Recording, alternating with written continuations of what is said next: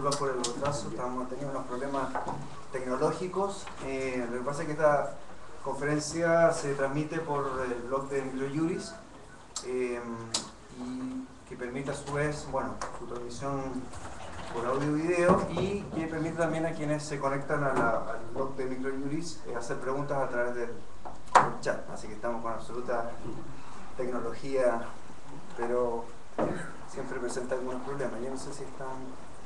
¿Sí? Ok. Bueno, buenas tardes. Bueno, como ya se ha hecho una tradición por esta época, nos acompaña el profesor Jesús María Silva Sánchez, que es, bueno, por todos nosotros conocido, catedrático de Derecho Penal de la Universidad Pompeu Fabra, además es codirector de nuestro magíster en Derecho Penal.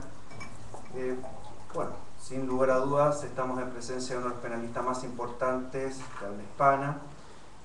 La trayectoria académica del profesor Silva Sánchez, por todos nosotros conocida. Voy a tratar de hacer un muy breve resumen de su actividad académica. El profesor Silva Sánchez es doctor en Derecho Penal por la Universidad de Barcelona. Su título de doctor lo obtuvo en el año 1985. La cátedra de Derecho Penal, su cátedra la obtuvo siendo muy joven, en el año 1991, y se incorpora rápidamente en la Universidad Pompeu Fabra. Bueno, la obra del profesor Silva Sánchez es lo suficientemente amplia y muy extensa, por lo tanto podríamos decir que sus libros y su obra centrarlo en tres ejes fundamentales. Voy a tratar de ser muy conciso al respecto, porque como ustedes bien saben es bastante amplia, pero podríamos decir que son tres las obras fundamentales del profesor Silva Sánchez. Una precisamente es su tesis doctoral, que es sobre el delito de omisión, que es publicada en el año 1986. Ha tenido otras ediciones que también han sido publicadas en la editorial BDF, y a pesar del tiempo, estamos hablando de una obra del año 86, sigue siendo referencia obligada cuando se trata de temas de omisión. Las otras obras que también son ejes centrales de la discusión teórica es la aproximación al derecho penal contemporáneo, que es precisamente la obra para acceder de habilitación a la cátedra, que es publicada en el año 92. Y la tercera, podríamos decir, es el libro Expansión del Derecho Penal, que ha sido traducido al portugués, al alemán, al italiano. Podríamos también señalar que un libro que es bastante interesante al respecto, que centra de algún modo el trabajo del profesor Silva Sánchez, se publicó el año pasado, el año 2010, que se titula La crisis del derecho penal contemporáneo, que fue precisamente una discusión que se dio en Barcelona con los discípulos del profesor Silva Sánchez, que allí se condensa, podríamos decir, las discusiones centrales en el trabajo del profesor Silva Sánchez, y que permite conocer de manera bastante concisa, sí, bien es cierto, pero que aprecia de manera importante el trabajo del profesor Silva Sánchez. Para nosotros como Centro de Estudio de Derecho Penal indudablemente es un orgullo poder contar con la presencia permanente, que sea codirector también de nuestro magíster en Derecho Penal. Bueno, sin más, los dejo con ustedes. El profesor Silva Sánchez va a exponer su conferencia, que lleva por título Incongruencias en la sistemática del delito.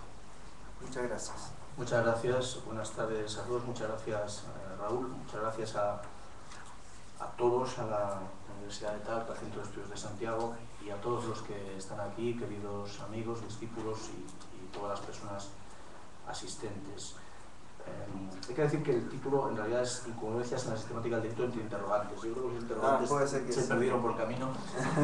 Son importantes porque la verdad es que no sé si lo son o no lo son, y por lo tanto el interrogante tiene bastante sentido. En todo caso, viniendo de España en estas fechas, probablemente parecería más congruente con la realidad el hablar de las crisis financieras, en concreto hablar de si las crisis financieras son, la crisis financiera actual que asola de forma especial a España es una crisis sistémica o es un acto de criminalidad organizada, como dice Schunemann, cuando sobre todo tenemos en España además admitida a trámite una querella contra las agencias de rating en la Audiencia Nacional, o sea que están imputadas las 3 agencias fundamentales de rating por el delito de alteración de precios en relación con la deuda soberana española. Es decir, que todo esto probablemente pues, sería más oportuno, más aggiornato, dicen los italianos. Sin embargo, como ahora les decía a unos amigos, la cabra tira al monte y mi cabra, es decir, yo suelo tirar más bien a ese monte que queda a veces más lejos de lo actual y que tienen ciertos visos de permanencia. A estas alturas, la verdad es que yo no sé si hay que pedir disculpas por trabajar en materia de delito. Me parece ya decir, ¿qué está diciendo este hombre? Yo en todo caso las pido de antemano por una ponencia, por un proyecto de charla que puede tener algo de abstruso, puede resultar difícil de seguir, en cuyo caso obviamente la responsabilidad es mía por el defectuoso planteamiento, y que digamos que posee el suficiente grado de alejamiento con respecto a la realidad como para poder ser llamada dogmática en sentido estricto. Dicho esto, vamos a empezar. Si vamos al diccionario de la Real Academia Española de la Lengua, este contiene 2 acepciones del término incongruencia. Curiosamente, una de ellas es estrictamente jurídica y jurídico-procesal, es decir, la falta de conformidad entre las pretensiones de las partes y el fallo contenido en la sentencia. Pero por otro lado, la más común de las acepciones es la de una falta de sentido, de coherencia, de relación lógica. Alguien dice incongruencias cuando formula enunciados carentes de sentido, de lógica. Como digo, no sé si lo que voy a decir son una retahíla de incongruencias, pero en todo caso trataré de que en ello se manifieste lo que a mi juicio son algunos problemas, posibles problemas de falta de congruencia en la teoría del delito, que demostrarían en última instancia, si no algo más, que todavía hay mucho trabajo por delante en la teoría del delito. Es decir, que no se ha acabado el trabajo dogmático en absoluto y que, por lo tanto, a pesar de que la política criminal sea acuciante, a pesar de que el derecho penal económico lo sea también, como decía al principio, tiene sentido seguir trabajando en la dogmática de la parte general, en la dogmática de la teoría del delito.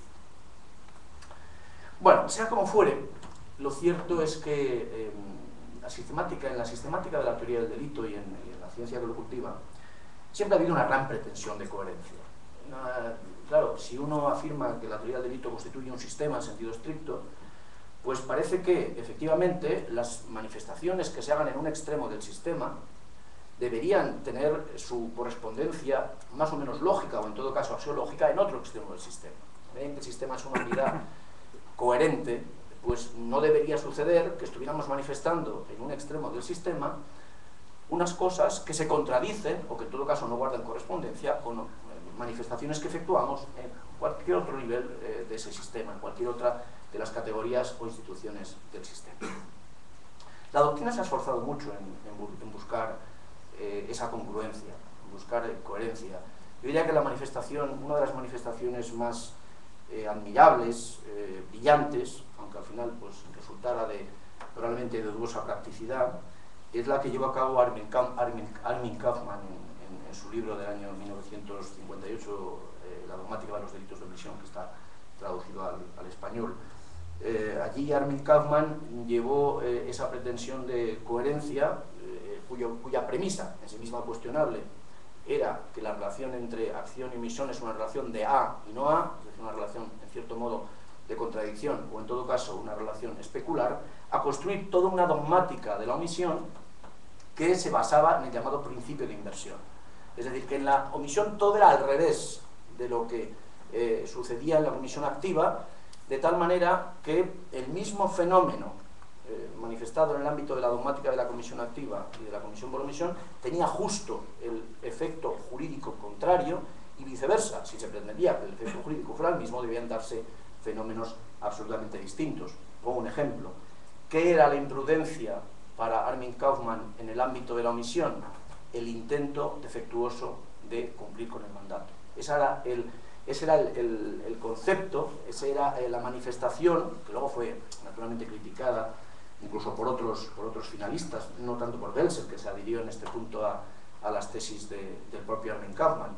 Es decir, que, por lo tanto, la imprudencia en la omisión era una tentativa, y por el contrario, una tentativa en la omisión era una imprudencia.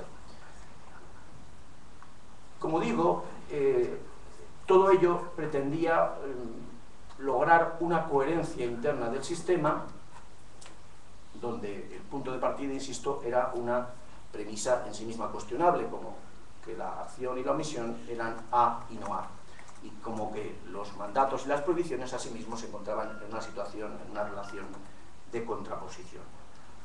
Ha habido, no quizá con una pretensión tan amplia de lograr un sistema absolutamente coherente, que resultó de todas maneras, y eso es preciso reconocerlo, finalmente descartado por todo el mundo. Nadie, insisto, salvo Welser, se adhirió al modelo de Armin Kaufmann, y por el contrario, todos los autores que han escrito posteriormente sobre el problema lo han criticado, desde el primero hasta el último. Hay algunas críticas especialmente bellas en términos estéticos, como la de Hafke, pero en fin, como digo, todo el mundo lo ha criticado posteriormente. Sin embargo, el modelo permanece como un modelo, digamos, posible e intelectualmente muy loable de búsqueda de coherencia en el sistema. Hay otros intentos más modestos y más limitados, que también tienen que ver, por cierto, con un principio de inversión, como, por ejemplo, y en este punto pues los trabajos de Puppe han sido muy relevantes, la posible relación de inversión existente entre error y tentativa, no tanto entre acción y omisión, sino en este caso entre error y tentativa. Es decir, la definición de la tentativa inidónea como un error de tipo al revés, y del delito putativo como un error de prohibición al revés, y viceversa, como es público y notorio. De nuevo, aquí de lo que se trata es de lograr relaciones de coherencia, lograr que lo que afirmemos a propósito de la tentativa y lo que afirmemos a propósito del error guarde correspondencia sobre la base de un principio, el principio de inversión, que es muy importante en el marco de la teoría del delito, del que sin embargo en última instancia desconocemos si es tan prometedor como algunos autores han pretendido. En el estado actual del sistema de la teoría del delito, hay cosas que ponen dificultades a la hora de esa búsqueda de coherencia que, a mi juicio, debe ser un objetivo permanente de la dogmática de la teoría del delito. En particular, que en este momento nos encontramos probablemente en uno de los momentos críticos de la teoría del delito, en el sentido de que hay muchos modelos compitiendo. Y claro, cuando hay varios o muchos modelos compitiendo entre sí, se hace difícil manifestar postulados que puedan servir de algún modo para todos y cada uno de esos modelos y que reflejaran esa pretendida coherencia o esa pretendida consistencia lógica del sistema de la teoría del delito. Porque claro, si nos damos cuenta, frente a la dogmática de tradición más bien analítica, ahora no me estoy refiriendo a la filosofía analítica, sino al análisis, a la secuencialidad, a la taxonomía del modelo de von List, hay modelos dogmáticos contemporáneos que tratan de retomar una idea más bien sintética, en la línea de los autores neohegelianos de la primera mitad del siglo XIX. Entonces, claro, mientras que los modelos sintéticos tratan de reagrupar toda la teoría del delito en un núcleo fuerte que estaría en torno a la acción antijurídica, y todo estaría ahí, el hecho culpable sería a la vez antijurídico y sería a la vez la única acción relevante, pues los modelos, digamos, más clásicos siguen insistiendo en la secuencia de todas las categorías y en analizar cada una de esas categorías por separado.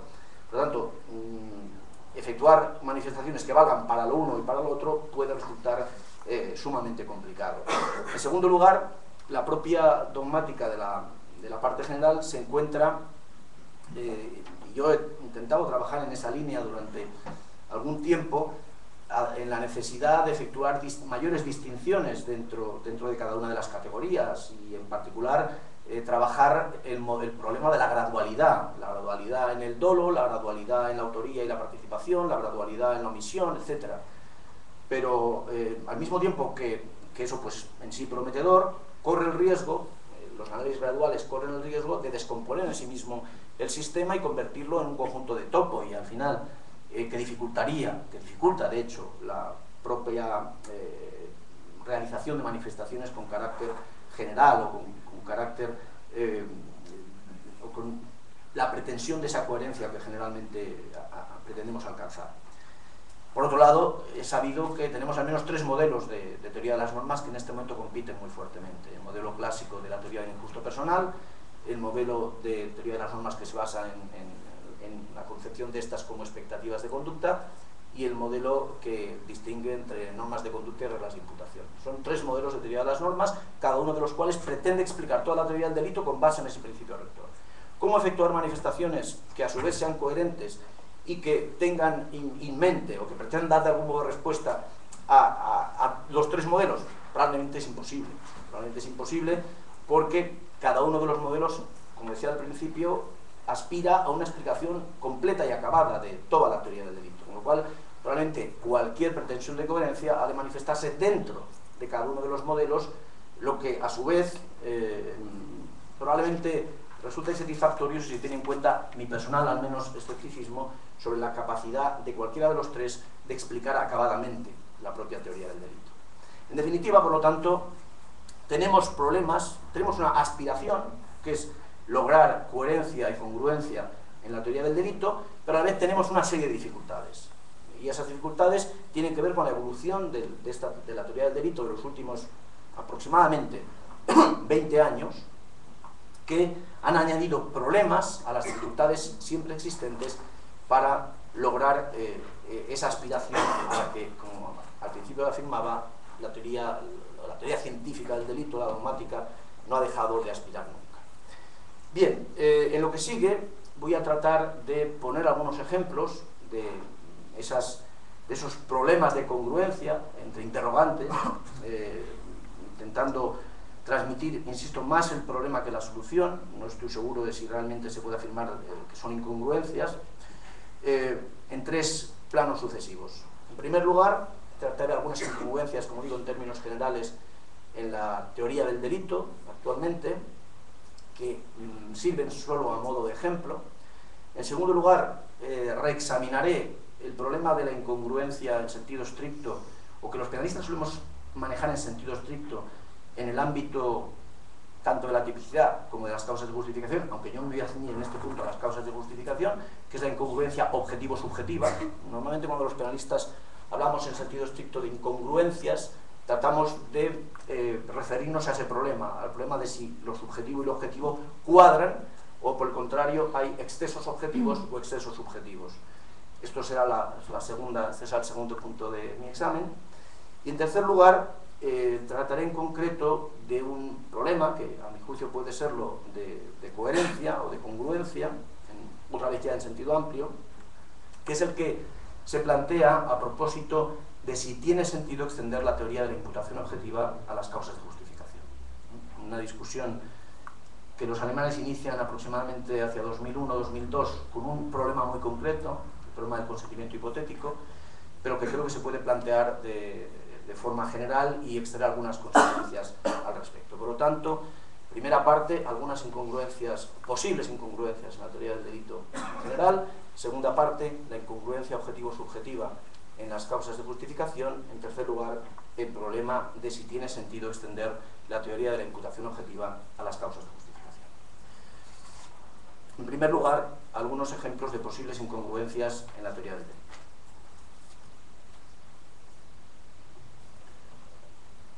Una de las aportaciones, a mi entender, de la moderna dogmática, en particular pues, de la obra de Jacobs, ha sido la distinción entre deberes negativos de abstención y deberes positivos.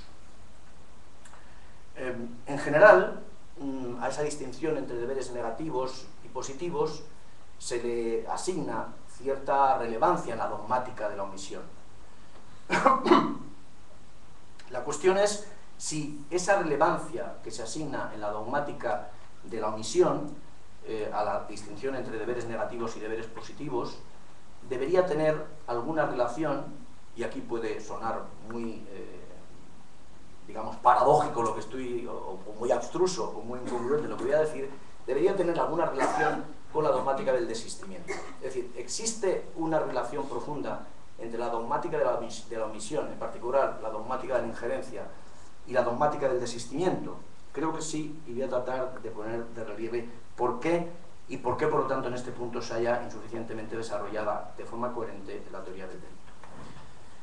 La base, primero formulo lo que debería ser un postulado coherente, o pretendidamente coherente, y después paso a explicar por qué creo que aquí hay problemas de incoherencia. La formulación del principio sería la siguiente: el que sostenga en la dogmática de la omisión que los casos de infracción de un deber de aseguramiento, es decir, un deber negativo, el deber de aseguramiento es un deber negativo, y los casos de infracción solo de un deber de salvamento por parte del ingerente deben ser tratados de modo distinto. Es decir, primera parte del principio: el que sostenga en los casos de omisión, y en particular en los casos de injerencia, que los casos de infracción de un deber de aseguramiento y los casos de infracción solo de un deber de salvamento deben ser tratados de modo distinto, debe sostener asimismo que los casos de desistimiento por cumplimiento de un deber de aseguramiento y los casos de desistimiento por cumplimiento de un deber de salvamento tienen que ser tratados también de modo distinto.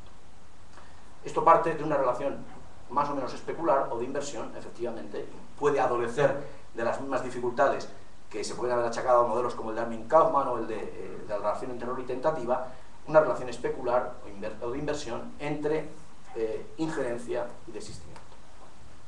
¿Cuál es la base de esta relación? La base de esta relación es que en todo hecho, iba a decir hecho comisivo, pero se puede afirmar que en todo hecho, en principio existe la posibilidad teórica, y en muchos casos esta se ve a sí mismo traducida en términos prácticos, de que haya una fase activa y una fase omisiva. A su vez, existe la posibilidad teórica, y en muchos casos práctica a sí mismo, de que la fase omisiva tenga dos partes. Esto quizá requiere mejor que lo pinte, y por eso ya dije que quería una pintura.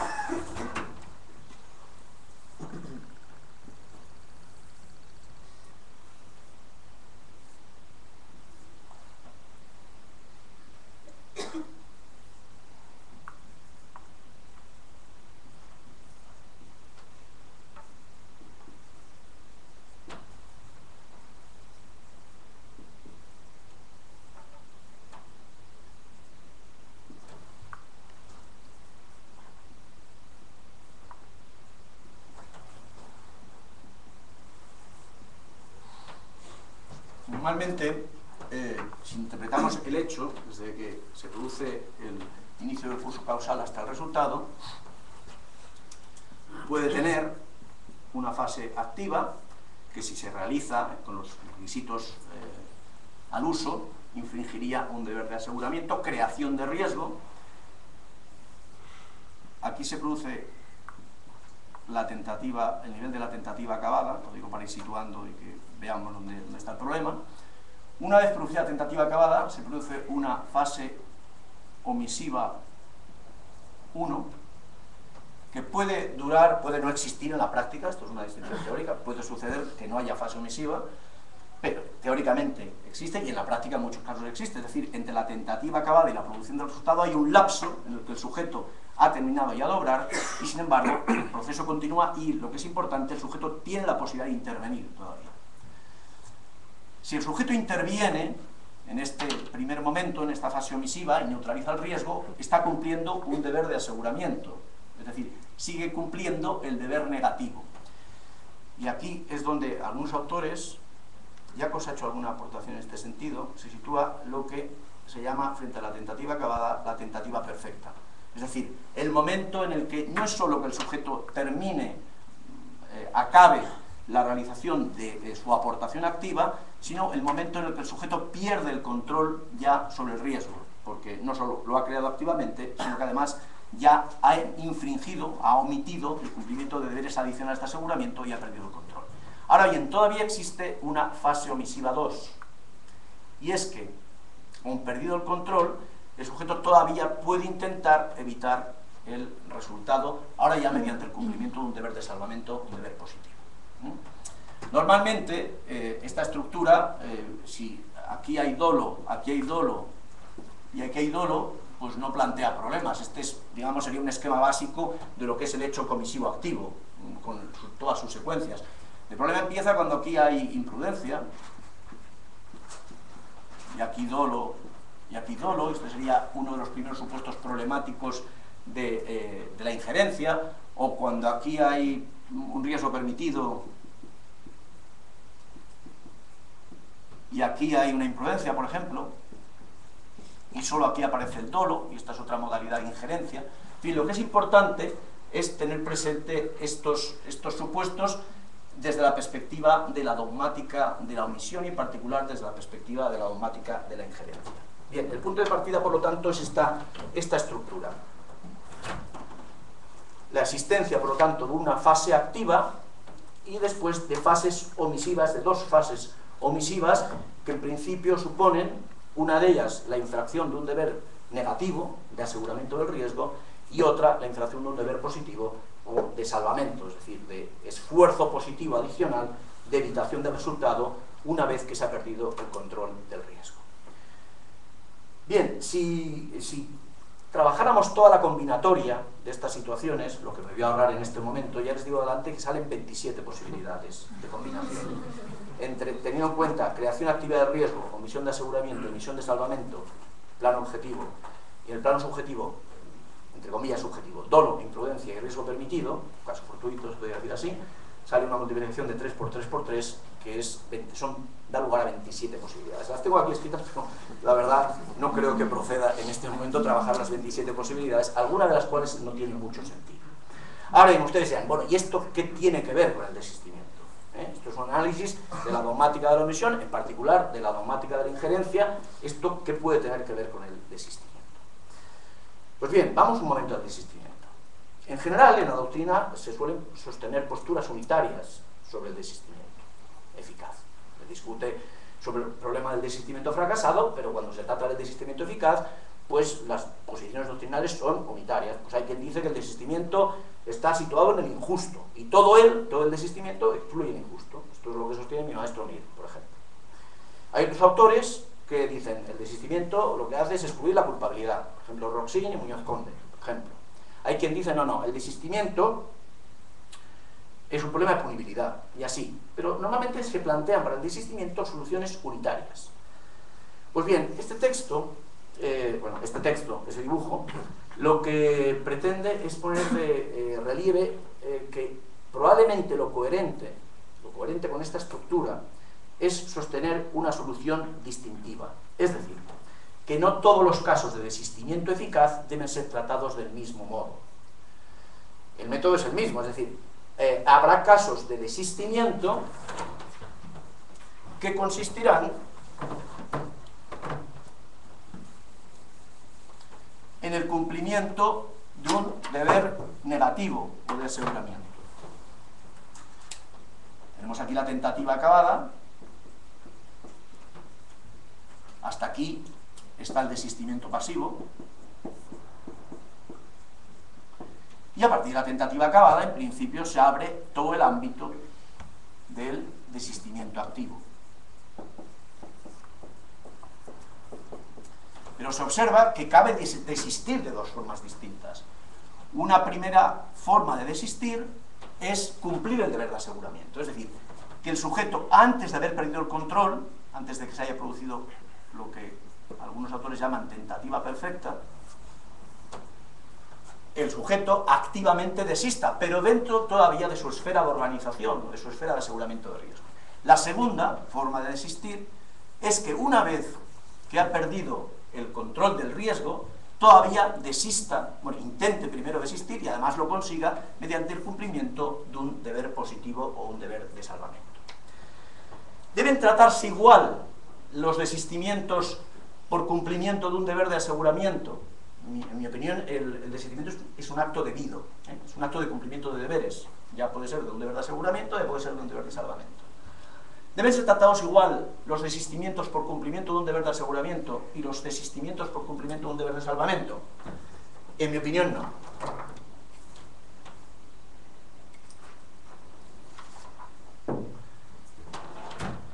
Mientras que el desistimiento pasivo y el desistimiento activo anterior al momento de la tentativa perfecta constituyen formas de cumplir el deber de abstención, es decir, el mismo deber que estaba desde el principio vinculando al sujeto, el desistimiento activo posterior, ese desistimiento activo posterior a la tentativa perfecta, constituye el cumplimiento de un deber de solidaridad, que puede ser un deber de solidaridad cualificado, si ustedes quieren, pero el cumplimiento de un deber de solidaridad, un deber positivo distinto del deber de aseguramiento, y primeramente existente.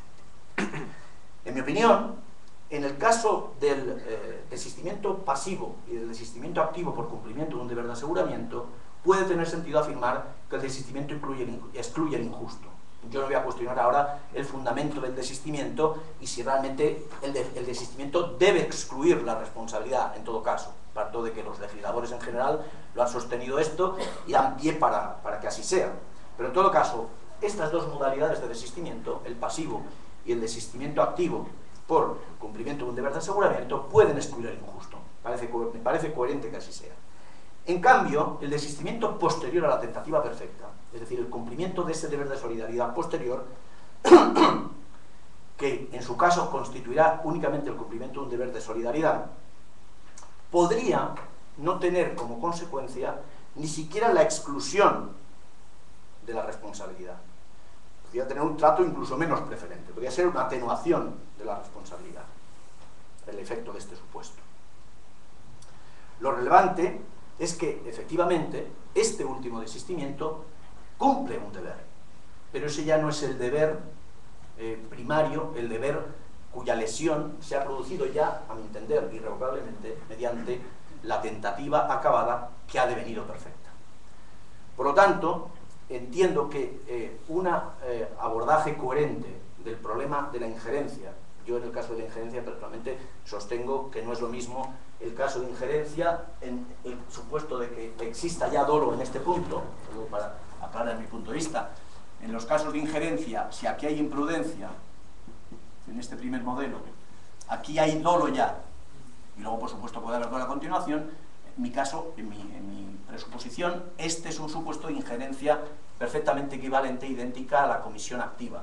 En cambio, si aquí hay imprudencia también, y el dolo solo aparece en este punto, en mi concepción, esto no da lugar a una injerencia equivalente a la comisión activa, sino sencillamente a una omisión de las que en mi concepción denomino omisiones de grado intermedia. Es decir, no se produce la misma identidad. Esa relación, digamos, especular con el desistimiento determinaría que los desistimientos, que es en realidad la inversión de la conducta ingerente en este punto, deban tener también asimismo un tratamiento diferencial. Bien, este sería un posible problema de coherencia, un posible problema, insisto, no sé si la solución que doy es coherente o es consistente o no, pero en todo caso sí que advierto que aquí hay un problema de congruencia en la teoría del delito. Un segundo problema, como digo hay varios, hay otro problema de coherencia sobre el que invito si quieren a discutir posteriormente, pero solo lo voy a enunciar, que es el problema de congruencia entre la omisión del deber de socorro y el estado de necesidad. Normalmente dice la doctrina que entre el estado de necesidad agresivo y la omisión del deber de socorro existe una relación asimismo de congruencia, de coherencia o especular. Yo tengo mis dudas. Mi planteamiento, creo que en los casos en los que existe un deber de socorro, la reacción en estado de necesidad frente al sujeto obligado por el deber de socorro debe ser más bien tratada como un estado de necesidad defensivo, y el estado de necesidad agresivo, en cambio, solo se referiría a sujetos que no tienen ningún deber de socorro, es decir, en los que el socorro tendría una consideración básicamente supererogatoria. Pero en fin, eso lo dejo planteado, si alguien quiere, luego en la discusión lo podemos integrar. Revísame de cómo voy de tiempo, que me he perdido absolutamente. Otro ejemplo, este sí me gustaría entrar un poquito, la formulación. Adelanto que este segundo ejemplo tiene que ver con la relación entre teoría de la autoría y teoría de la tentativa. También aquí hay interrelaciones importantes que me da la impresión, aunque este problema ha sido visto ni más ni menos que por Roxin. Roxin ya lo plantea como problema en 2001, que creo, no, perdón, que en 2001, en 1996, en el libro Homenaje a Odersky, ya plantea en Roxin el problema. Lo que pasa es que da una solución que a mí personalmente no me convence y voy a tratar de poner de relieve por qué. La formulación del problema, de nuevo lo sostengo a modo de principio. El que sostenga que en algunos casos quien interviene solo en fase preparatoria puede ser calificado como coautor, es decir, que la intervención en fase solo preparatoria puede dar lugar a una coautoría, debería sostener asimismo que en esos casos la tentativa en esa coautoría ya empieza en la fase preparatoria, lo cual parece una contradicción, es una paradoja. Roxin dice que esto es una contradicción. ¿Cómo va a empezar la tentativa en fase preparatoria? Eso es un absurdo. Voy a tratar de poner de relieve que no es un absurdo, ¿de acuerdo? Como sabemos, hay una evolución en los últimos 20 años aproximadamente en la teoría de la coautoría, que ha consistido, por simplificar mucho, en la creciente consideración de los casos de cooperación necesaria como casos de coautoría. Progresiva, es decir, el concepto de autor ha ido creciendo, y ha ido creciendo a costa de la cooperación necesaria. ¿Cómo se ha producido ese crecimiento del concepto de autor, y en particular del concepto de coautor? También del concepto de autor inmediato, pero en fin, ahora vamos en particular a la coautoría. ¿Cómo se ha ido produciendo? Mediante una extensión de la posibilidad de que sea coautor un sujeto que solo ha intervenido en fase preparatoria. Por ejemplo, el jefe de la banda, que, a diferencia de lo que exige Roxin, no ha tenido ninguna intervención directa o indirecta en fase ejecutiva. Roxin dice que el jefe de la banda, para ser coautor, tiene que haber tenido algún tipo de incidencia directa en la fase ejecutiva, aunque sea a través de un móvil, diríamos. Ahora él decía un walkie-talkie en su momento, ahora ya eso del walkie-talkie ha quedado muy raro, pero en fin, hay que ayornar también estas cosas. Ahora diríamos un móvil, un celular, vamos, ya nos entendemos. Entonces Roxin exige que para ser coautor al menos haya este tipo de conexión, a distancia, en fin, pero una cierta presencia espiritual del sujeto en fase ejecutiva. Y por el contrario, bueno, pues él dice concretamente, cito más o menos textualmente, no lo tengo entrecomillado, pero dice Roxin: quien admita la suficiencia de actos preparatorios para la coautoría, es decir, nuestro jefe de la banda que distribuye todos los papeles y se va a las Bahamas a esperar el buen resultado de la crisis financiera o de lo que sea, este jefe de la banda, pues dice Roxin, si admitimos que este jefe de la banda con esos actos preparatorios es un coautor, lo que tiene que sostener es que el comienzo de los actos preparatorios es en sí comienzo de la tentativa, lo que es una contradictio in terminis. Esto es lo que dice Roxin, que esto es una contradictio in terminis, luego va a ser tentativa lo preparatorio. Bueno, pues yo creo que sí hay una solución, y la solución pasa por una redefinición del concepto de tentativa. A diferencia del concepto de autoría, que está fuertemente normativizado en derecho penal, el concepto de tentativa, ya lo ha puesto de relieve algún autor, pero el concepto de tentativa está insuficientemente normativizado. ¿Por qué está insuficientemente normativizado? Porque se ha vinculado, desde siempre, al comienzo de ejecución, o algo muy próximo al comienzo de ejecución.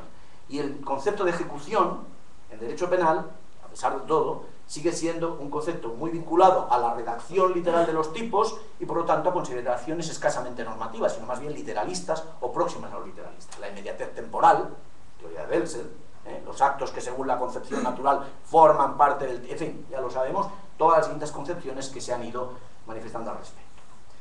¿Cuál es la solución? A mi entender, en este caso, esta incongruencia, esta contradicción en los términos que señala Roxin, y que para él descartaría que el jefe de la banda que se va a las Bahamas pueda ser autor, para él lo descartaría.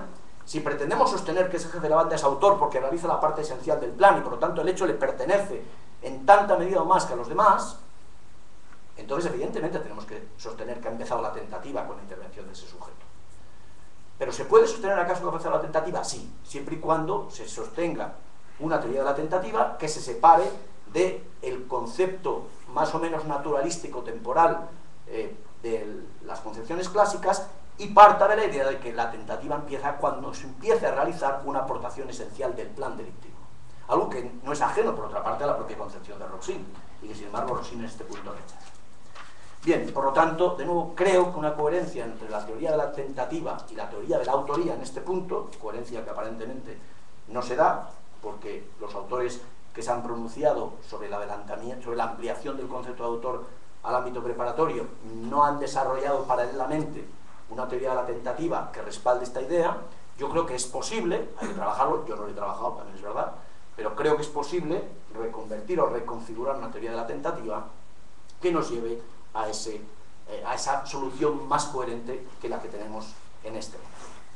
Bien, hay otros ejemplos de posibles coherencias e incoherencias. Enuncio otro, que no voy a desarrollar, que tiene que ver con los conocimientos especiales del sujeto, y que se formularía de este modo. Me invito a formularlo, pidiendo en todo caso que su reflexión quede para la discusión.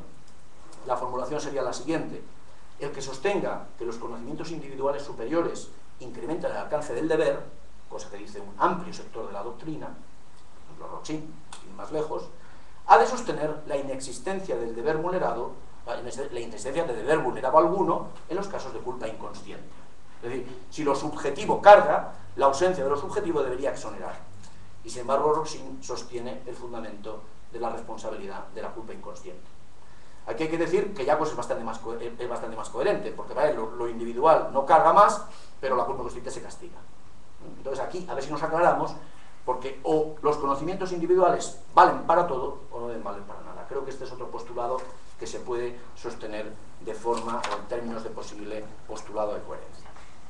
Y vamos rápidamente a lo que quería comentar a propósito de las causas de justificación. En primer lugar, las incongruencias en sentido estricto, objetivo-subjetivas, y en segundo lugar, la cuestión de si debe extenderse la teoría de la imputación objetiva al ámbito de las causas de justificación. Como sabemos, en el ámbito de la dogmática de las causas de justificación hay dos casos de incongruencia, o al menos así lo plantea la doctrina. El llamado supuesto de error sobre los presupuestos objetivos de una causa de justificación y el llamado o la llamada falta del elemento subjetivo de justificación. Estos serían los dos casos de incongruencia objetivo-subjetiva. ¿Qué hay que decir respecto de ambos? Hay que decir que sea cambie un poquito los términos de la discusión, porque ya sabemos que en el error sobre los presupuestos objetivos de una causa de justificación, pues hay una discusión sobre si hay un error de tipo en sentido estricto, si hay un error de prohibición, en fin, las distintas teorías en las que no voy a extender: teoría de la culpabilidad estricta, teoría limitada de la culpabilidad, teoría de la culpabilidad que remite a la consecuencia jurídica, en fin, todas las teorías que en definitiva tratan de fundamentar si aquí hay un error de prohibición o hay un error de tipo. Y en el otro caso, en el caso de la falta del elemento subjetivo de justificación, bueno, pues las teorías de si en estos casos hay consumación, o hay impunidad, o hay tentativa, más o menos por ahí van los tiros de los distintos autores. ¿Qué decir sobre esto? Que salga un poquito de este marco un poco rígido de la discusión. Bueno, pues aquí a veces la incongruencia o la incoherencia está en la propia denominación de las instituciones. ¿Por qué? Porque el llamado error sobre los presupuestos objetivos de una causa de justificación en realidad no es un error, no es un déficit cognitivo sobre una realidad existente. Es al revés justo. Es una suposición errónea, la de que concurren tales presupuestos en realidad inexistentes. Por tanto, no es un error en el sentido de que algo concurra y uno lo desconozca, sino que es al revés. Algo no concurre y uno supone erróneamente que concurre. Claro, podría decirse, en términos de la dialéctica del tipo permisivo, esa forma de hablar que se refiere a un tipo permisivo, podría decirse que esto es una tentativa de justificación. El sujeto actúa queriendo estar justificado y no lo está. Una tentativa de justificación. Pero esa tentativa de tipo permisivo, podríamos llamarlo así, en realidad se trata como un error. Toda la doctrina lo trata como un error. No discute si aquí estamos ante una tentativa de algo raro, sino que se trata como un error. ¿El error sobre qué versa, en realidad? El error versa sobre la ausencia de los elementos objetivos de una causa de justificación. Es decir, es un error sobre un elemento negativo. Es un error sobre una ausencia. Y más allá de distintas calificaciones doctrinales, en general se trata como una imprudencia. Por lo tanto, mi propuesta aquí, simplemente a efectos aclaratorios, es que no le llamemos error sobre los presupuestos objetivos de una causa de justificación, sino error sobre la ausencia de los presupuestos objetivos de una causa de justificación, o bien suposición errónea de la concurrencia de los presupuestos objetivos de una causa de justificación. ¿Que esto no cambia sustancialmente las cosas? Puede, pero creo que aclara y produce un poco de limpieza en este ámbito.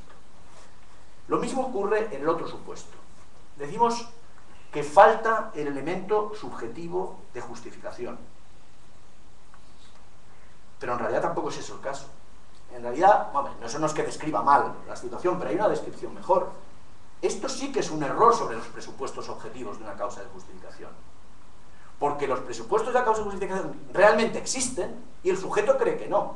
Luego, la denominación correcta, error sobre los presupuestos objetivos de una causa de justificación, le correspondería a esta institución y no a la otra.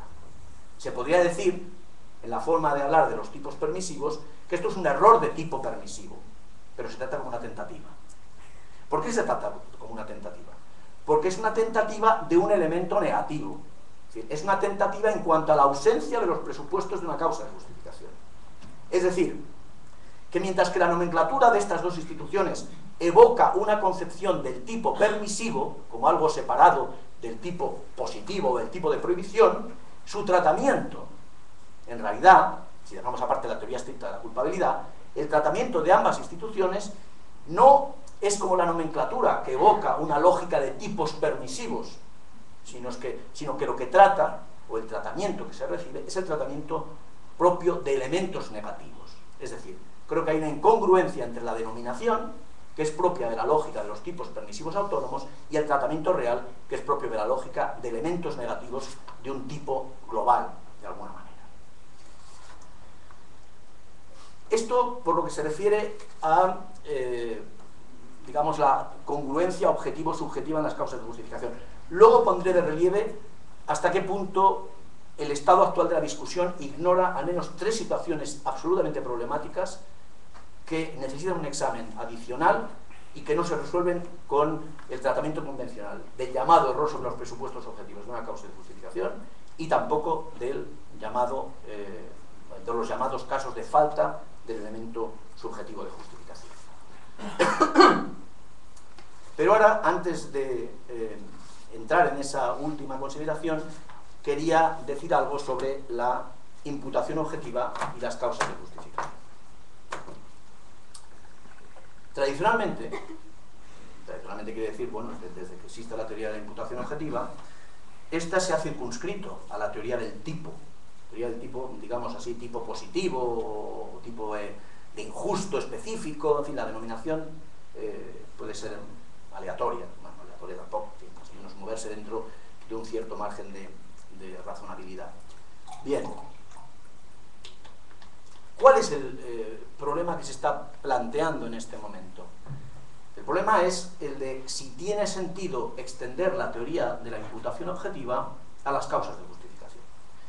Esto, a mi entender, tiene esta expresión, extensión de la teoría de la imputación objetiva a las causas de justificación, tiene 2 versiones o 2 variantes, es decir, puede aludir a 2 cosas muy distintas.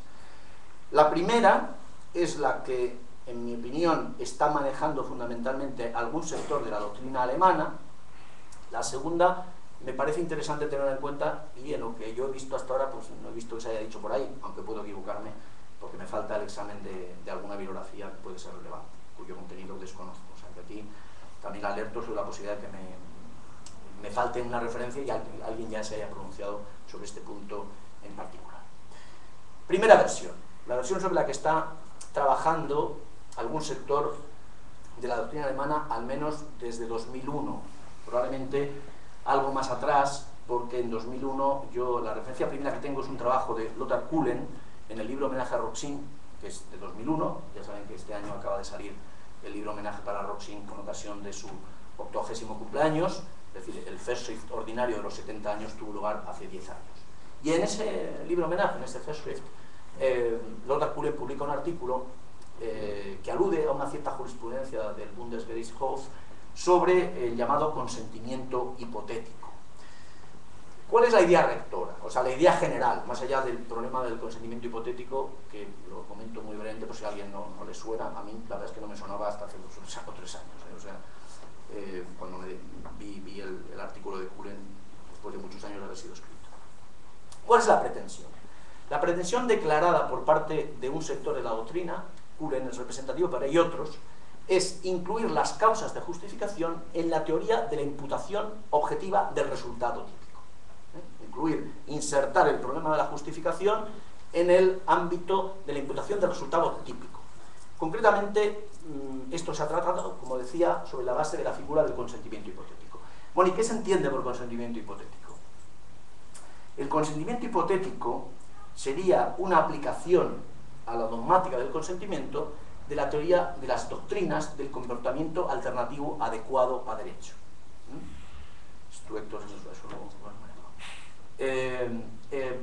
Es decir, el planteamiento muy sucintamente descrito es el siguiente. Se produce una situación en la que el consentimiento del paciente es inválido porque ha faltado toda la información pertinente por parte del médico. Es decir, no es que el consentimiento sea inválido por otras razones derivadas de la representación de falta de, digamos, de voluntad por parte del paciente, sino porque el médico ha incumplido una parte de sus deberes de información, que son presupuesto de la relevancia del consentimiento. Ahora bien, se dice, aunque el médico hubiera cumplido con todo, en el supuesto de que el médico hubiera informado todo lo que tenía que exponer, el paciente habría consentido de todos modos. Ya se ve, ¿no?, que aunque el médico se hubiera comportado alternativamente de forma adecuada a derecho, en todo caso, el paciente habría consentido y por lo tanto la conducta habría quedado justificada. Pues bien, la tesis que en este punto se plantea por parte de un sector de la doctrina alemana es que en estos casos se debe sostener que no hay imputación objetiva del resultado. No es ya una cuestión de causas de justificación que no excluye la imputación objetiva del resultado, sino que específicamente se excluye la imputación objetiva del resultado. Bueno, si esto se ciñera al consentimiento hipotético, no dejaría de ser una tesis por ahí aislada y, bueno, habría que discutir si esto es así, si debe ser así, o qué es lo que procede a hacer.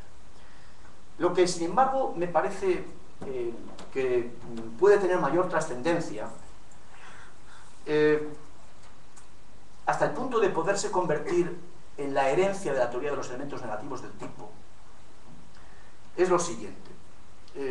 Es cierto, y alguna alusión a este respecto se observa en algún trabajo de Puppe, antiguo, de los años 90, 90 y tantos. La cuestión es la siguiente: ¿qué ha ocurrido desde la formulación de la teoría de los elementos negativos de tipo y de su rechazo?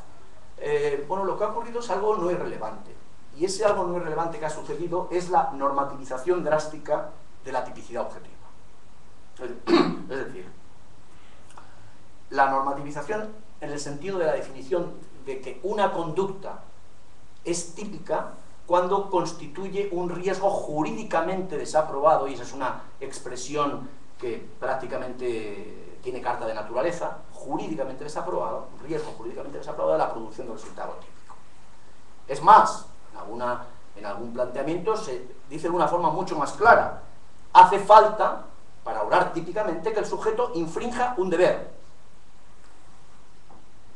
Y eso vale, eso ha valido para que exista, por lo menos en un sector de la doctrina, una tendencia muy reconocida en el sentido de que las acciones llamadas neutras o neutrales, precisamente por no producirse en ellas la infracción de un deber, son conductas atípicas.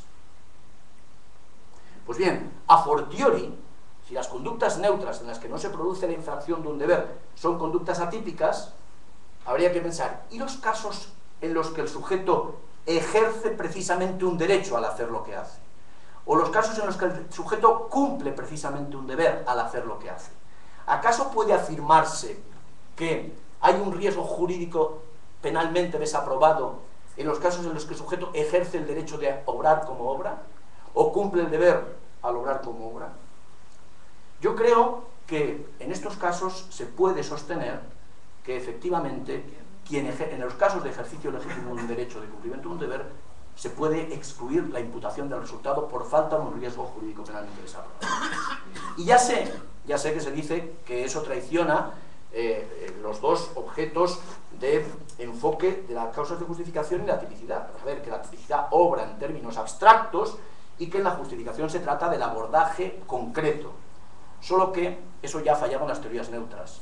En las conductas neutras no es una visión abstracta la que determina la exclusión de la tipicidad, sino precisamente concreta, porque el carácter neutro de la conducta no se determina en abstracto, sino viendo las circunstancias del caso concreto, a saber si ha habido una adaptación al riesgo, si ha habido una relación de sentido delictivo entre el partícipe, por ejemplo, y el autor, etc.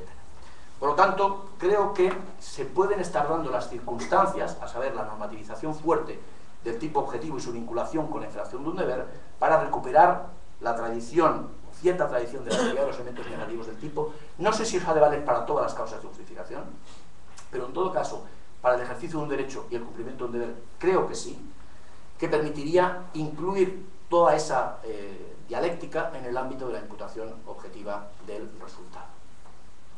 Bien, hasta aquí la primera versión, es decir, el primer intento de trazar una suerte de relación, de implicación de las causas de justificación en la teoría de la imputación objetiva. ¿Cuál es la segunda versión? La segunda versión la segunda variante, o la otra variante, en fin, no trata de insertar las causas de justificación, o no se ocupa de eso, de insertar las causas de justificación en la teoría de la imputación objetiva del resultado típico, sino que por el contrario, lo que pretende es trasladar la propia teoría de la imputación objetiva, a saber, la distinción entre una perspectiva ex ante relativa al riesgo y una perspectiva ex post relativa a la organización del riesgo, a las propias causas de justificación, distinguiendo en estas, por tanto, el riesgo, entre comillas, es decir, la probabilidad ex ante de que se produzca el resultado justificante, el resultado salvador, si lo queremos llamar, y una perspectiva ex post, en donde se determina a posteriori si concurre o no concurre ese resultado justificante.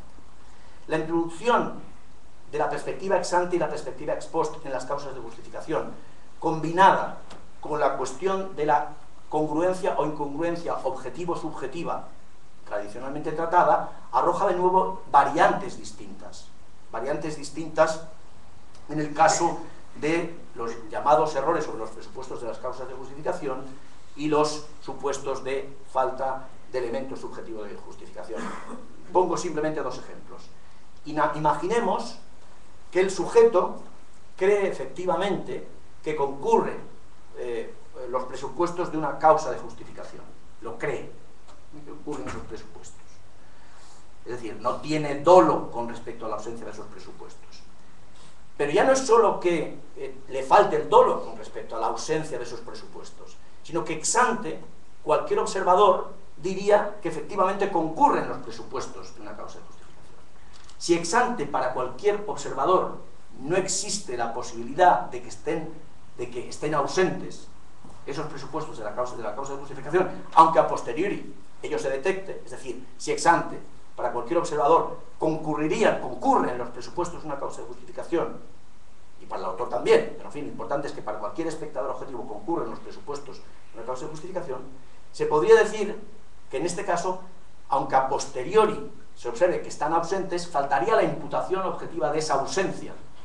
Se podría sostener la falta de imputación objetiva de dicha ausencia, no solo un error invencible, sino la falta de imputación objetiva de esa ausencia. Viceversa, imaginemos, por ejemplo, que en el supuesto inverso, que el autor desconoce la existencia de los presupuestos de una causa de justificación.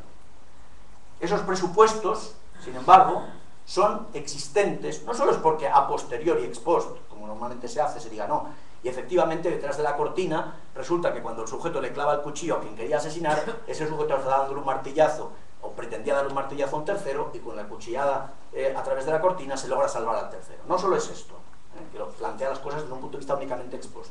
Imaginemos que ex ante, para cualquier observador, existían los presupuestos objetivos de la causa de justificación, lo que además ex post se confirma, y es el autor el único que se equivoca de respecto, es decir, el único que cree que no está justificado. El tratamiento de esto no sería una tentativa relevante, sino una tentativa irreal, y por lo tanto debería quedar impune. Quiero decir que en la introducción, la combinación de las perspectivas ex ante y ex post, con las incongruencias objetivo-subjetivas, nos da nuevas variantes y nos proporciona un tratamiento más detallado y probablemente en ese sentido más completo y más coherente de la dogmática de las causas de justificación. Voy a concluir ya enseguida. Quería, para concluir, como he prometido entre comillas antes, aludir a 3 problemas concretos de nuevo que se plantean en las causas de justificación a propósito de la convencional o el convencional análisis de estas, de los errores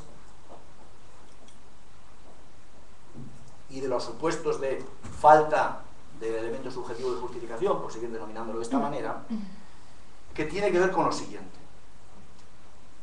La teoría de las causas de justificación se ha construido sobre la base de que aquello que había que justificar era 1. Un hecho de autoría, 2. Un hecho doloso, 3. Un hecho consumado. Cuando prescindimos de cualquiera de los 3 elementos, se observa que el tratamiento doctrinal de estos casos es absolutamente inconsistente. Pongamos un ejemplo. Imaginemos que el caso de cuya justificación se trata es una tentativa. Puede ser, porque no se van a poder justificar las tentativas. El hecho de que la doctrina siempre haya pensado, o en general piense, sobre la justificación de los hechos consumados, no obsta que la tentativa sea un hecho típico que puede ser justificado. ¿Qué ocurre con las 2 soluciones dominantes, digamos? Pues que si hay un error sobre los presupuestos de una causa de justificación, nos encontramos ante una tentativa por imprudencia. Esa es la solución que da la doctrina. Sería un error de tipo o algo similar a un error de tipo, por lo tanto tentativa por imprudencia. ¿Cómo se resuelve la tentativa por imprudencia? Imaginemos, al contrario, la falta del elemento subjetivo de justificación. Conforme la teoría de la doctrina dominante, eso sería una tentativa de tentativa, una especie de doble tentativa. ¿Cómo se resuelve eso? Pero dejemos el caso de la tentativa. Vayámonos a un hecho de participación. Si el hecho es un hecho de participación y hay un error sobre los presupuestos objetivos de la causa de justificación, de nuevo, la solución dominante nos conduce a una participación por imprudencia. ¿Y cómo se resuelve eso? Ya sabemos que es un tema harto discutido de la participación por imprudencia. Pero vayámonos otra vez al supuesto opuesto, al caso de la falta del elemento subjetivo de justificación.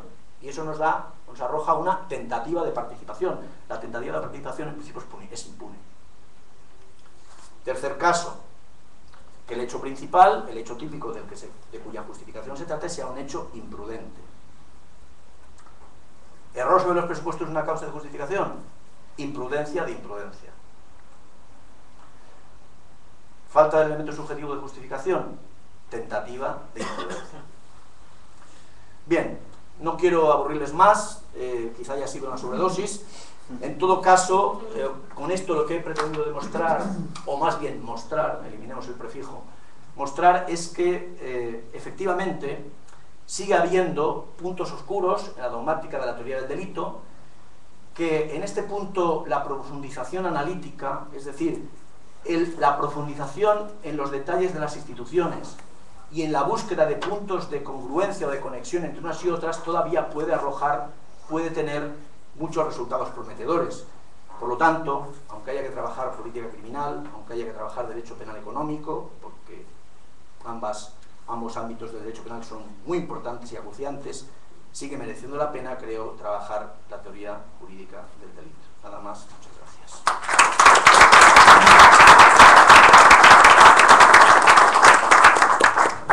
Muchas gracias, profesor Silva. Bueno, a continuación, quien quiera formular alguna pregunta, algún comentario, así como también quienes nos siguen por el blog de Microjuris, que puedan también formular las preguntas a través del blog. Bueno, por favor. ¿Alguna pregunta? Juan Pablo, Francisco. Por favor. Profesor Silva, muchas gracias por una muy sugerente conferencia. Yo tendría pregunta y observación al respecto de prácticamente la totalidad de los puntos tratados, pero para no acaparar la palabra me voy a concentrar en 2 solamente. Lo primero, en esta supuesta dificultad o apolia, ¿no?, de reconocer el inicio de la tentativa en la coautoría cuando se acepta la posibilidad de que responda como coautor aquel que, digamos, de propia mano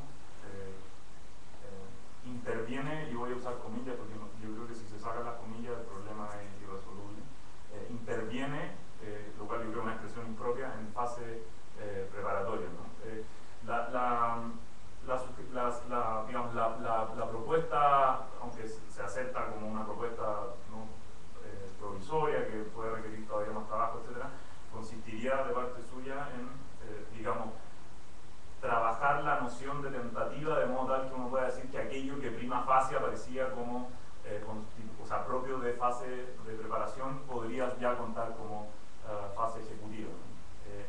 Ahora, a mí se me ocurre una salida mucho más barata, ¿no? que es, digamos, recurrir a la resolución global. Porque el presupuesto del problema al que se ve enfrentado Roxin es que Roxin entiende que el inicio de la tentativa es relativo a lo que hace cada coautor por separado. Yo creo que eso destruye la noción misma de coautoría, o sea, favorece una concepción reduccionista de la coautoría, es algo así como una suma de protoautorías individuales. Y si uno vuelve a la vieja solución global, entonces la aporía desaparece, ¿no? O sea, el problema ahí es justificar por qué alguien que, digamos, de propia mano no toma parte en la realización del hecho en fase ejecutiva, valga la redundancia, puede llegar a ser coautor, pero si uno logra fundamentar eso, entonces el problema desaparece. Si el otro me representa, por ejemplo, entonces el hecho comienza para mí cuando aquel que me representa da inicio a su ejecución según los requisitos generales. Entonces quizás sería interesante escuchar por qué a juicio suyo la solución global no es siquiera defendible, o si lo hay, qué sé yo. Yo pienso que sí, pero aquí el protagonista es usted. Y en la primera cuestión, a mí me parece que el problema, ¿no?, de reconocer esta posibilidad de fases comisivas y fases omisivas y los déficits de construcción sistemática que ahí pueden emerger, yo creo que eso da cuenta de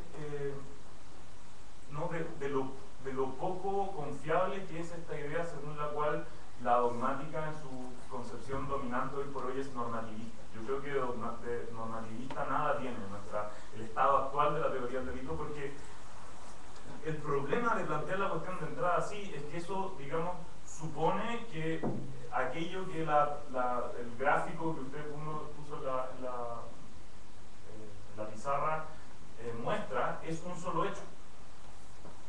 Y yo entiendo que uno perfectamente puede recurrir a la solución concursal y ver que ahí tenemos tanto un hecho comisivo como un hecho omisivo. Y si tenemos dos hechos, y yo diría hay que reconocer dos hechos porque hay dos normas distintas. Una norma de prohibición no puede confundirse con una norma de mandato, y por eso digo que está un poco normativista nuestra dogmática, porque se toma muy poco en serio cuáles son las normas. Si hay dos normas, entonces hay por definición dos hechos. Y entonces yo pensaría que el problema del desistimiento superpuesto con el problema del cumplimiento de deber de acción es un problema puramente concursal, o sea, es el reflejo de un problema concursal. Es enteramente posible que coincida, por decirlo así, lo que desde el punto de vista del hecho de comisión activa cuenta como desistimiento y lo que desde el punto de vista de la norma de mandato cuyo quebrantamiento constituye un delito omisivo constituye el cumplimiento del deber de acción. Y si eso es así, la pregunta interesante, creo yo, es si, digamos, puede haber divergencia en términos de lo que puede llegar a constituir desistimiento de la tentativa del hecho comisivo respecto de lo que cuenta como, digamos, cumplimiento del deber de acción impuesto por la norma de mandato cuyo quebrantamiento constituye el delito omisivo respectivo. De ahí, por ejemplo, está el trabajo de Alcácer, que algunas cuestiones sugieren interesantes un poco en la idea de que el desistimiento, a diferencia del cumplimiento del deber de acción impuesto por la norma de mandato, tendría que ser entendido como una prestación cuasi supererogatoria. Entonces uno podría tener quizás requisitos más exigentes, y eso podría dar lugar a que eventualmente a través de una misma acción un sujeto cumpla con el deber que le impone la norma de mandato, pero a la vez no logre, en términos de ya revocar la declaración que ya es correlativa a una tentativa acabada, ¿no? Así que ese es el caso. Pues a ver, respecto a la primera cuestión, es que efectivamente es cierto que Roxin parte de la llamada solución individual o la Einzellösung, y que una posibilidad alternativa es la solución global, la Gesamtlösung. Ahora bien, a mi entender el problema de la Gesamtlösung es que nos vuelve a situar otra vez donde estábamos al principio.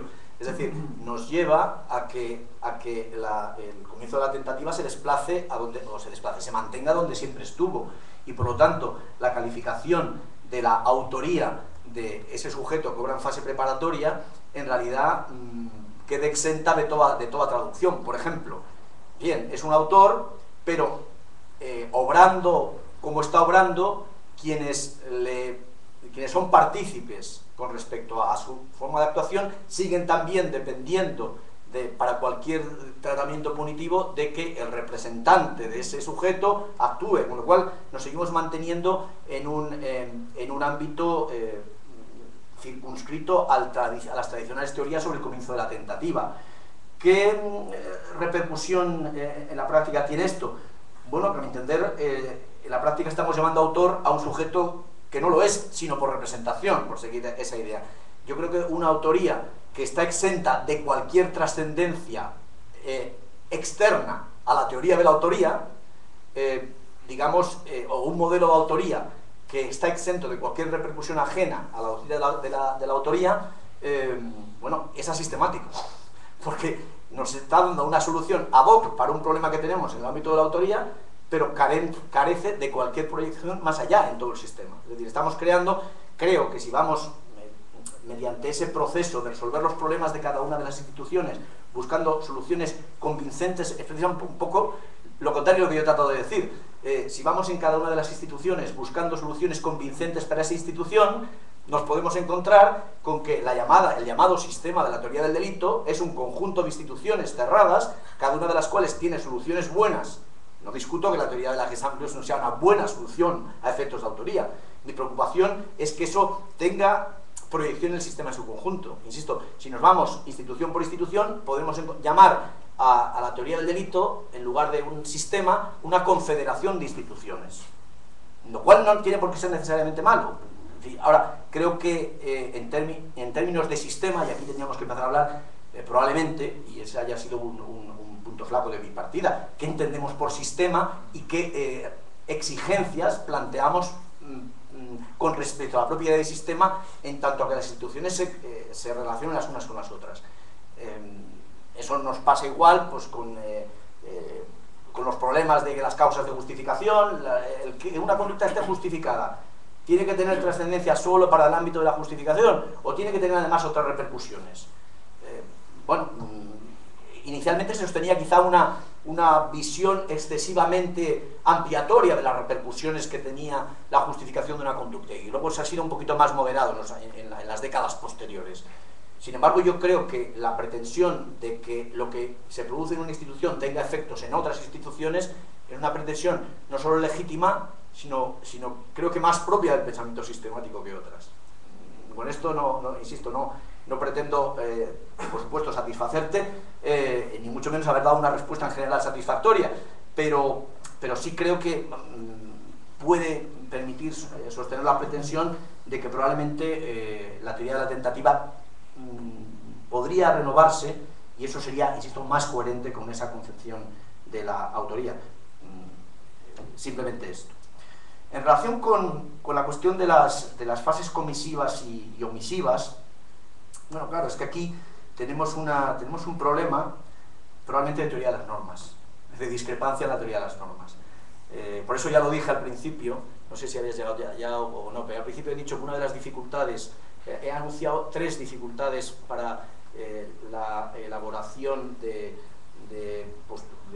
postulados coherentes, o digamos con una pretensión de coherencia amplia en la situación actual de la teoría del delito. El primero de ellos, que están en competencia un modelo más bien analítico, pero no en el sentido de filosofía analítica, sino taxonómico, que sigue siendo la tradición de von List, y un modelo más sintético, digamos, en lo que ha ido aportando pues Jacobs y los seguidores de Jacobs en esa progresiva compresión del sistema. Eso creo que es una dificultad.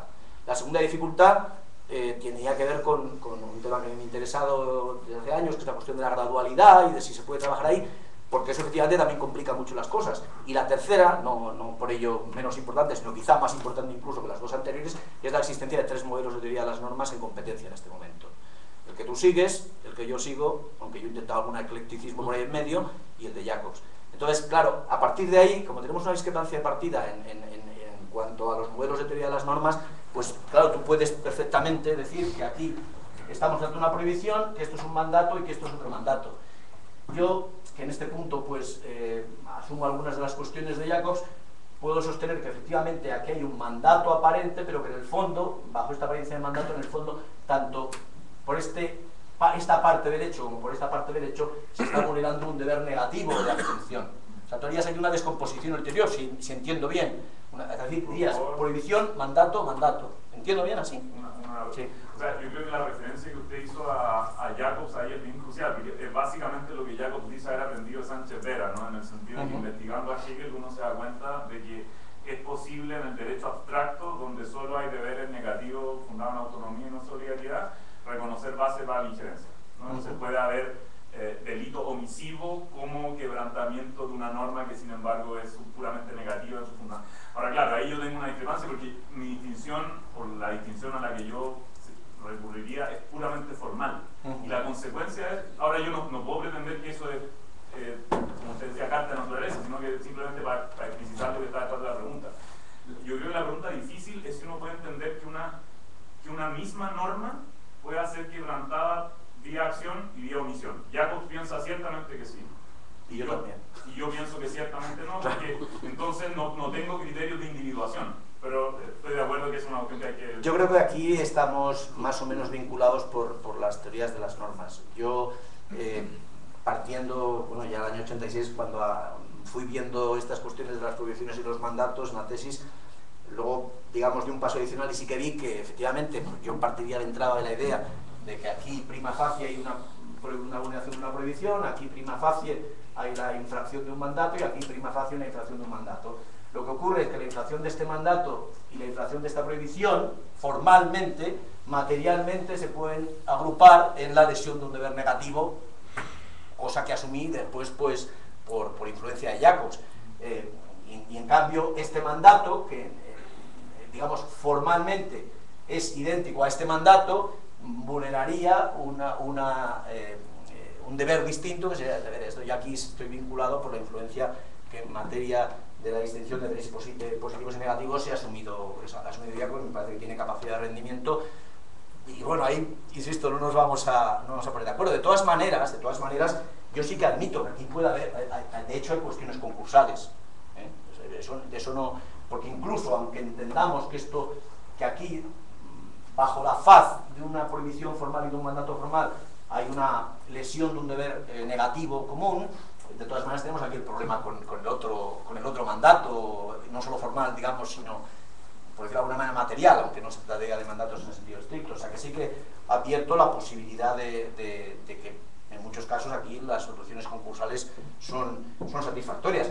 La pregunta que yo trataba de formular de todas maneras al final, para que tenga una respuesta provisional, solo provisional, es si el desistimiento activo en esta fase y en esta fase debe recibir idéntico tratamiento.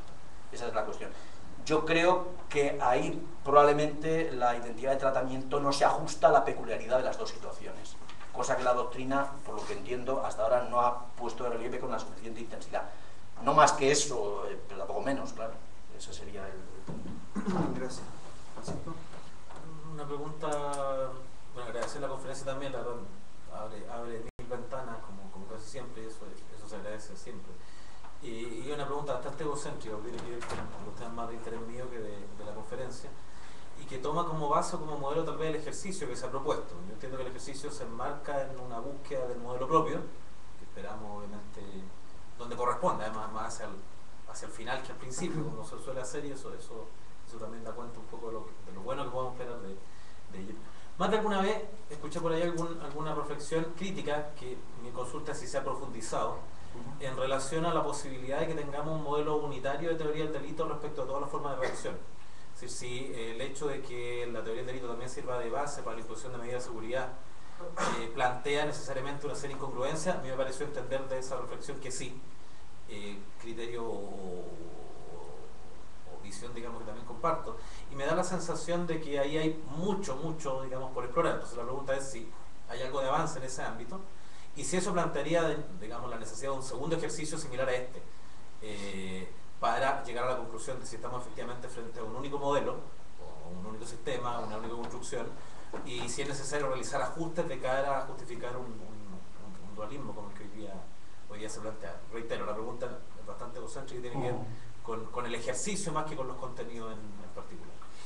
Muchas gracias. Yo la verdad es que Sí, no he avanzado mucho en ese punto desde hace años, pero sí pienso que efectivamente la pretensión de la construcción de una teoría del delito común a las, por lo menos hasta el ámbito de la antijuridicidad, para las penas y las medidas de seguridad no es convincente, y que ya desde el principio la teoría del delito y la teoría del proceso, dicho también, la teoría del delito y la teoría del proceso para las penas y para las medidas de seguridad deben revestirse de características absolutamente distintas. Es decir, no es posible hablar de un injusto común para penas y medidas de seguridad, no funciona eso. No se plantearía, por lo tanto, ya desde el propio concepto de acción, ya no se plantearía la univocidad de todos los conceptos para uno y otro ámbito. Ahí supongo que el modelo de la distinción entre normas de conducta y reglas de imputación tiene más fácil la respuesta al problema, porque puede sostener perfectamente que en los casos de las medidas de seguridad se lesiona, en principio si hay consumación, se lesiona la norma de conducta, y lo que hay es déficit de imputación, y estas cuestiones de imputación se manejan a efectos de pena y se puede buscar una salida directamente para las medidas de seguridad por otro camino. Ahora, desde la perspectiva de un modelo, porque yo todavía sigo siendo más o menos fiel, como es el modelo de injusto personal, más o menos fiel, porque uno habla de injusto personal y piensa en los años 50 y 60, ¿no? Pero yo sigo siendo más o menos fiel, sigo pensando que las normas son una fuerte dimensión directiva de conductas, y que las normas de conductas no son prohibiciones de causación, sino que son prohibiciones de conducta, en fin, todo eso. En la medida en que uno sostiene eso, pues tiene que decir que efectivamente en muchos casos, para que haya una medida de seguridad, desde luego no hace falta que concurra injusto personal alguno, y por lo tanto no hace falta una infracción de norma de conducta entendida como una directiva de conducta en sentido estricto, cuya vulneración requiere elementos subjetivos y toda esta historia. O sea que la verdad es que no he avanzado mucho más, porque tampoco he escrito sobre los presupuestos dogmáticos de la aplicación de medidas de seguridad. Sí pienso que las propias medidas de seguridad, hay tres clases al menos, o tres órdenes de medidas de seguridad, pero esto no es una consecuencia directa de lo anterior, que son las causas de las medidas de seguridad en las que ya falta, en el hecho concreto ya falta la acción, las medidas de seguridad en las que en el hecho concreto falta el dolo, y las medidas de seguridad en las que, habiendo acción y dolo, falta la culpabilidad en sentido estricto. Es decir, tres niveles de déficit de imputación en la terminología de la doctrina de normas de conducta y reglas de imputación. Creo que las tres medidas de seguridad, las tres clases de medidas de seguridad tienen caracteres distintos, expresan cosas distintas, es decir, su capacidad de contribución no solo a un aseguramiento cognitivo, que es lo que se dice de las medidas de seguridad, sino también a un aseguramiento normativo contrafáctico, es distinta. Bueno, aquí hay toda una serie de distinciones, pero no he avanzado. La verdad es que desde que escribí cosas sobre medidas de seguridad hace bastantes años, la verdad es que de momento no he avanzado mucho más. Ahí estoy. Bueno, muchísimas gracias por la conferencia, profesor Silva. Le quiero preguntarle algo que se enlaza un poco con la primera pregunta de Juan Pablo Mañalich, y no es que quiera defender lo que voy a decir, al contrario, lo voy a plantear como un problema para conocer su opinión, pero la pregunta directa es: ¿no tendremos alguna obsesión con la coherencia?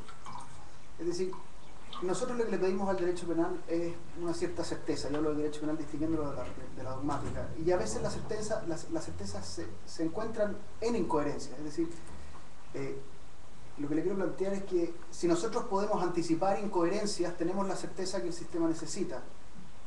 Me imagino como al fumador que en público siempre hace apología del no fumar, y lo importante es, para ese juicio, que nosotros tengamos la certeza que cuando pueda fumar va a fumar, y que cuando tenga que decir cuál es la actitud que tenga que tener frente al cigarrillo va a decir lo contrario. Y por lo tanto, creo que hay ciertas, y este es como el eje de la pregunta, nuestra obsesión por la coherencia nos olvida que probablemente la necesidad no sea de coherencia, o la coherencia no es la única manera de entregar certeza. Como hemos entendido la dogmática como un edificio dogmático, y hemos tratado de que no tenga fisuras, y ese es como el entendimiento tradicional, a lo mejor hemos perdido un poco de vista que la dogmática es una herramienta que tiene que ser funcional al derecho penal y que pretende justamente dar esa certeza. y que hay algunas fisuras que pueden ser funcionales. Es decir, perdón que vuelva con ejemplos tan constructivos, pero hay ciertas fisuras en un edificio que pueden responder a necesidades de ventilación y se produjeron porque el edificio necesitaba ventilarse. Y hay dos actitudes que podemos tomar frente a esas fisuras: o taparla enloquecidamente porque es una fisura y a lo mejor se nos termina cayendo el edificio, o asumirla y por el contrario a lo mejor hormigonarla, agrandarla incluso y permitir que el sistema siga funcionando. Entonces, al final esa es mi pregunta. Por eso lo planteo como la primera pregunta, Juan Pablo, creo que iba un poco enlazado o podía enlazarse en esta línea. No quiero proponer que tengamos solo problemas tópicos pero a lo mejor a veces es un costo que tenemos que asumir y que en el funcionamiento del sistema nos vamos a encontrar con instituciones cuyas soluciones, con dos fisuras que chocan entre sí, que producen efectos adversos, y a lo mejor vamos a tener que encontrar una tercera solución que sea funcional para superar el problema y que a lo mejor es incoherente desde esa perspectiva incluso con las otras dos fisuras que entendemos. Por eso no sé, ¿qué opinas? No, entiendo perfectamente, y lo que voy a decir ahora además va a sonar a contradictorio con todo lo que he dicho hasta ahora. Es decir, yo entiendo que sí, que tiene sentido buscar la coherencia. Es verdad que la búsqueda de la coherencia al máximo, esa obsesión por la coherencia, sí responde en general a una pretensión cognitiva o una pretensión de cientificidad, por decirlo de alguna manera, que a lo mejor ya es impropia ab initio para una dimensión o un conjunto de instituciones pertenecientes al razonamiento práctico como son las de la teoría del delito. Es decir, que es verdad que al mismo tiempo que sostengo que hay que buscar la coherencia, no sé si la coherencia es un objetivo alcanzable, en primer lugar. Ahora, la segunda cuestión es si es deseable. Yo creo que deseable sí. Vamos a ver si se puede obtener, pues tanto mejor, porque la certeza en la coherencia creo que es algo mejor que la certeza en la incoherencia. Ahora bien, voy a decir una cosa, que esto es lo que puede sonar contradictorio. En una reflexión distinta de esta, en una dimensión paralela, en otra línea de trabajo que voy llevando, sí que es verdad que tengo ciertas dudas sobre las sistemáticas modernas. Y creo que las sistemáticas modernas, independientemente de que lo logren o no, sí que manifiestan la pretensión de coherencia. Y a lo mejor sí que hay que reconocer que la pretensión de coherencia tiene un límite. Yo estaría dispuesto a aceptarlo. ¿A qué me estoy refiriendo? Sencillamente a las excepciones.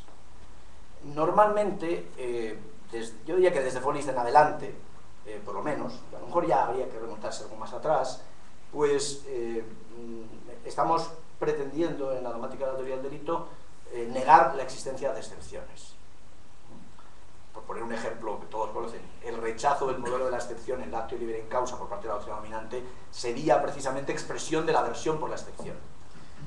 Y sin embargo, en la doctrina clásica, y cuando digo clásica me refiero pues desde el tomismo, antes de Aristóteles, pasando por el tomismo y pasando por el naturalismo racionalista, etcétera, hasta el 18, era más fácil encontrar excepciones.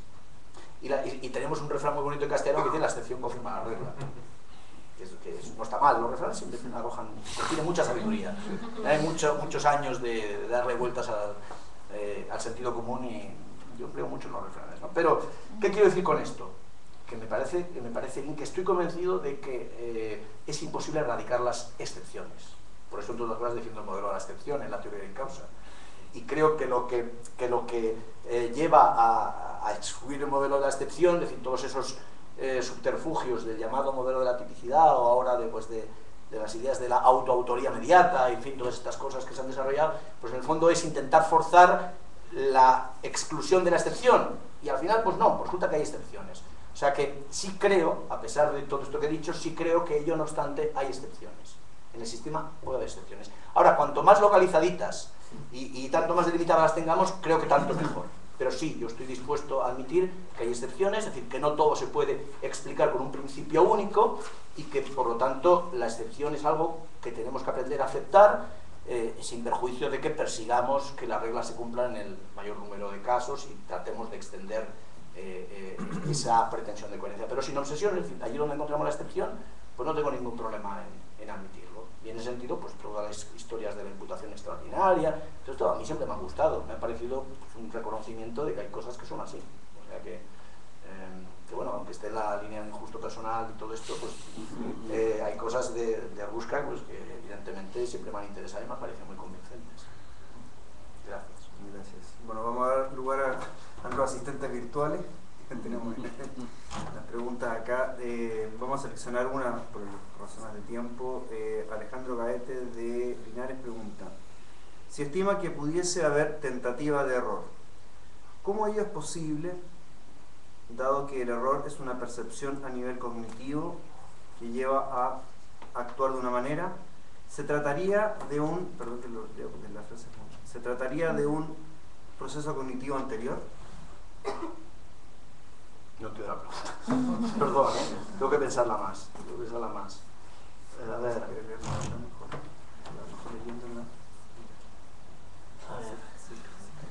Tentativa de error. Error es una percepción cognitivo que lleva a actuar de una manera que trataría un proceso cognitivo anterior. Vamos a ver, no, yo es que tampoco creo haber hablado de tentativa de error. Yo lo que he tratado de poner de relieve es que en los casos en los que imaginemos que hay un error, en primer lugar, en el llamado tipo positivo, en el tipo de injusto específico, hay un error de tipo. Ah, perdón.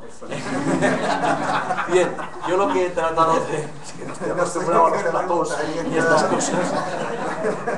Bueno, pues vamos a ver, yo lo que he dicho es que imaginemos una situación en la que en el tipo de injusto específico, llamado tipo positivo por otros sectores de la doctrina, lo que se produce es un error de tipo. Por lo tanto, eso, por ejemplo, se trata, en cuanto al injusto específico, de un hecho imprudente. Si luego se produce una situación que justificaría objetivamente ese hecho imprudente, ese típico imprudente, una situación que justificaría objetivamente esa situación, pero el sujeto lo desconoce, que hay una situación objetivamente justificante, normalmente el tratamiento de la doctrina es que estos casos deben considerarse como hipótesis de tentativa, o deben recibir el tratamiento de la tentativa, con lo cual uno no acaba de saber muy bien qué es lo que se quiere decir con eso. Pero en fin, si esto fuera así, nos encontraríamos con una imprudencia, por un lado, a la que se suma una tentativa. Podríamos decir que estamos ante una tentativa de un hecho imprudente, aunque hay otras estructuras de tentativa de hechos imprudentes que no tienen nada que ver con esto, que son los casos de imprudencia sin resultado. También en esos casos se habla de tentativa de hecho imprudente. Aquí no es tanto una tentativa de imprudencia, como impropiamente se explica en algunos casos, sino que seríamos un hecho imprudente que recibiría el tratamiento de la imprudencia, y por otro lado, de una tentativa, o de un tratamiento de tentativa. Claro, si acumuláramos lo uno y lo otro en un sistema más o menos común de individualización de la pena, creo que nos quedamos sin pena, más o menos. Nos quedamos con una pena prácticamente insignificante, incluso en casos de homicidio imprudente.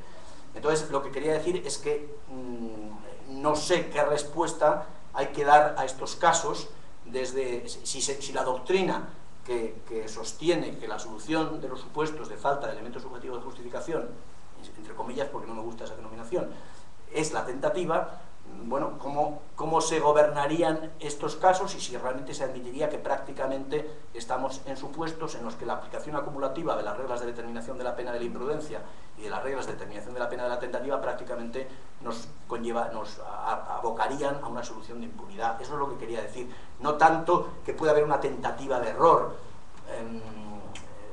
Lo de la tentativa de error tendría que pensar. Más que tentativa de error se me ocurría provocación de un error, pero eso ya es una institución radicalmente distinta, que tiene que ver con estructuras que no son las que yo quería tratar aquí. Bueno, muchas gracias, profesor Silva. Gracias a ustedes por su asistencia y los invitamos a la próxima semana, el día jueves 7 de julio, estará con nosotros el profesor Francesco Viganò de la Universidad de Milán. La charla que dará se titula Eutanasia y decisiones médicas al final de la vida en la reciente experiencia jurídica italiana. Bueno, muchas gracias.